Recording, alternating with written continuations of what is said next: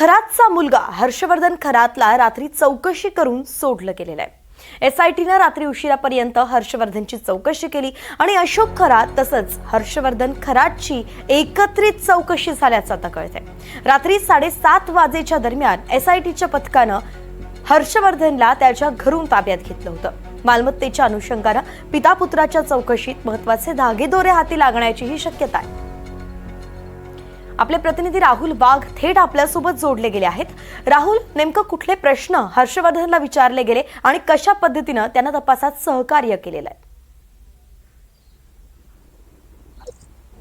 आपण जर बघितलं तर अशोक खरात व त्याची पत्नी कल्पना खरात त्याच्यासह 4 अन्य लोकांवरती शिर्डीच्या पोलीस ठाण्यामध्ये फसवणुकीचा गुन्हा दाखल झाला होता।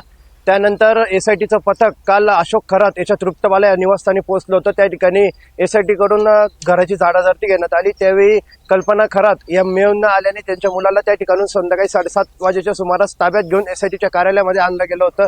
त्यानंतर एसआयटी कडून रात्री 12:30 वाजेपर्यंत अशोक खरात याचा मुलगा हर्षवर्धन खरात याची चौकशी झाल्याची प्राथमिक माहिती आपल्याला सूत्रांनी दिली आहे। तर अशोक खरात व हर्षवर्धन खरात याची समोरासमोर बसून देखील चौकशी झाल्याची माहिती आपल्याला मिळत आहे। एकंदरीतच त्याच्याकडनं आर्थिक व्यवहारांबद्दल देखील हर्षवर्धन खरात याला विचारणा केली गेली। तसेच कल्पना खरात कुठे आहेत त्यांचा शोध लागू शकतो या दिशेने सुद्धा हर्षवर्धन खरात याला प्रश्न विचारण्यात आल्याची माहिती आपल्याला मिळत आहे। धन्यवाद राहुल, अगदी सविस्तर अपडेट आपण या प्रकरणासंदर्भात तपासासंदर्भात दिलेली आहे आणि पुढे नेमकं काय होतंय हेही आपल्याकडून असंच जाणून घेत राहू।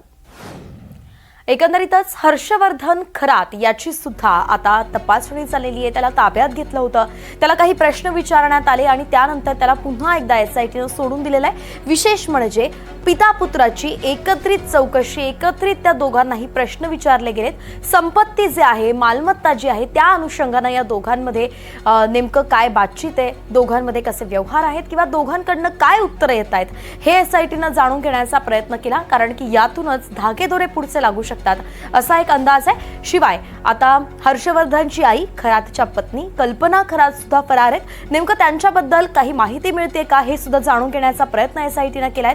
एकंदरीतच एक ना अनेक असे प्रश्न आहेत आणि या सगळ्या चौकशीच्या जाळ्यात आता खरात कुटुंबीय अडकले।